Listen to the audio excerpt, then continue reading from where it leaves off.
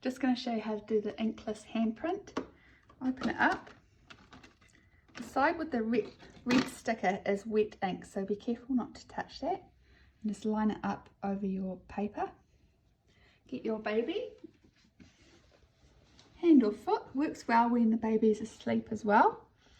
And then line it up, push down, a little bit of pressure. I'm trying to do that like on her palm and her toes. Lift off. Let's see how that goes. Ta-da! Thanks, Chewy.